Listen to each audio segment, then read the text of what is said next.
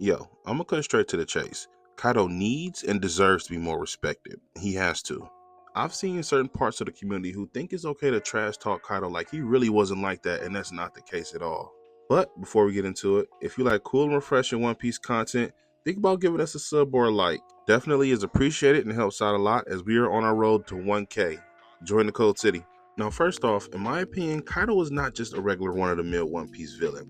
He's totally different. Kaido is more so of a force. Not only did he actually control Wano, but if you remember before we actually got to Wano, it was extremely hyped up, like extremely. On top of that, he literally had a control over a guy who was a major player in the underworld, having him do any and everything that he pleased. On top of that, he had a government official scientist working for him to create artificial devil fruits.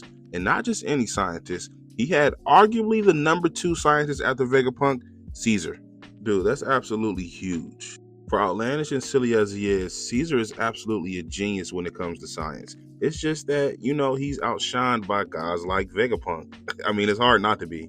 When I say Kaido was a force, I absolutely mean it. If you think back to the Battle of Onigashima, Kaido dictated the entire war, like literally. Every single battle was predicated on where he was and what he was doing at the time. Everyone. On top of that, Kaido did something that we rarely see One Piece villains do. And that's he legit fought everybody that wanted to fight. Like everybody that wanted to fight on the island, he said, let's get it. He took on the entire alliance. Now, a fight that I think is very important, but a lot of people seem to dismiss, is his fight with the Scabbards. I think it's highly underrated. Now, when I say it's underrated, I don't mean strictly in animation or fight choreography, nothing like that.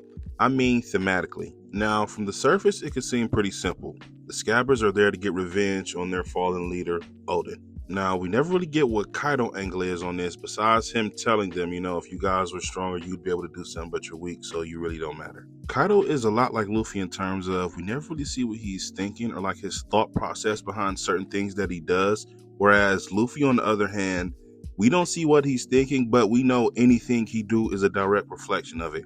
Kaido is actually not that clear. When it comes to Kaido fight with the Scabbards, he could have 100% starched them where they stood. He didn't have to let them get off a single attack or move. We know from just seeing how peak he is, he could have stopped them easily, but he didn't. He allowed them the chance to avenge the death of their fallen leader, Odin, a man who he even respected himself. Now, this isn't something typical of villains in anime, manga, or anything. They don't let people avenge the people that they destroyed. Like, that's not how villains usually work. But for Kaido, it's different. He stood there and he took every attack they had. But once he realized that they weren't actually strong enough to hurt him, he obliterated them. For the simple fact that with his warped kind of judgment, if they weren't strong enough to actually come there and do what they said they were going to do, they were weak. Because they weren't able to live up to their own moral standards and live up to their own convictions, they were essentially weak. They had no right. They didn't even have the right to live in Odin's shadow, which was somebody that Kaido highly respected. Now, we don't get too much from Kaido's backstory. There is so much left to be desired. But something we can get from it is that for Kaido, everything is strength and power. Might makes right. When we see Kaido in his flashback, he seems to be a completely different man from the guy we know in present time. Like, completely different. He kinda seems like he gives off that Luffy-ish type energy, actually. He was a man who believed that he was the only one who could save the world. He seemed to be a man with conviction, drive, will, but in the present story, he's the exact shell of that, and it shows in him. He's a man who's lost his conviction.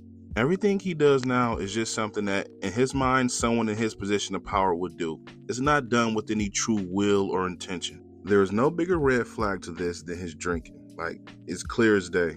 He drinks so much because he's extremely deeply depressed deep down, and I mean, we're all mature adults here. In real life, that's why a lot of people turn to alcohol as well, and I mean, just give it up to Oda to add something like that into his story, but that's why he does it. In almost every scene we see Kaido in where he's not fighting, he's probably drinking. And I mean almost every scene. To the point where he even had to drink mid-fight. He's like that guy who likes to kick it, party, and drink every weekend. And I mean, it's okay at first, but then you just realize, like, is this all you're about? And then it gets deeper where you realize that this is to cover up something. And that's exactly what it is with Kaido. I think this deep disappointment, shame, or whatever it is comes from the realization that he wasn't Joy Boy. I believe Kaido knows the true history of the world. Maybe not all of it, but he definitely knows about Joy Boy, and I believe maybe some deeper parts of it. So he knows the significance and importance of Joy Boy. Once he realized he wasn't Joy Boy, I believe this deeply saddened him, but he decided to, well, drink about it. But then on top of that, he became a bit of a gatekeeper of Wano, as he told Albert Joy Boy would be the man who would defeat him. Besides all that, I think a lot of people truly sleep on Kaido power, like heavily. I think a lot of people just really forget how dominant Kaido was for the Battle of Onigashima. He legit took on every strong character who was there. Every character who wanted to fight, he said, come on. Everybody that thought they wanted to fight, he said, come on. Like everybody. Now, let me preface this. I love Gear 5. It's peak, it's Luffy. I mean, it's like nothing we've ever seen in anime or manga, and I mean, it's just super dope. If Luffy and Kaido had a 1v1 fight right now with no interruptions, straight through, I think Kaido is taking the dub. It may be just a tad bit difficult, but I think Kaido is still taking the dub over Luffy. I think we tend to forget all the stuff Kaido did leading up to his defeat by Luffy. Let's go over it. Not only did he fight everybody who wanted to fight, he fought Luffy multiple times and defeated him multiple times. He did all this while ripping his island out of the ocean and carrying it via flames over to the flower capital. During all those battles, he had a whole percentage of his stamina being drained for that. Now, we all remember how crazy and outlandish and powerful Gear 5 was. The thing is, when Luffy was fighting Kaido in Gear 5, he never outpaced Kaido. He never overwhelmed Kaido or got away from him. Everything he threw at Kaido, Kaido took it and gave right back. That has to stand for something, because right now we see just how crazy Gear 5 really is. After everything he went through, he was still able to keep up with Gear 5. Now, as we know from the Kizaru versus Luffy fight, Gear 5 definitely has a finite time limit. I don't think Luffy could keep up Gear 5 long enough to stay with Kaido. Now, that's not saying that Luffy has to use Gear 5 to fight Kaido, but in my opinion, I just feel like Kaido has the endurance to outlast Luffy as of right now. Now, clearly, after Luffy improves his Haki and Elbaf and maybe masters Gear 5, that'll be a completely different story. Now, even when we think about Kaido and Luffy's last exchange, Luffy tries to grab on to Kaido so he can hold him still so he can punch him, and Kaido literally tells him, let go of me, like I'm not about to move anywhere, I'll take your punch.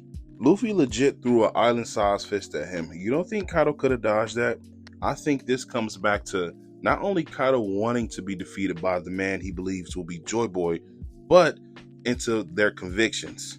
Kaido believes that strength is equal to conviction and will, so him being able to take Luffy's punch would have mean he was right and his will was right, but it didn't work out that way.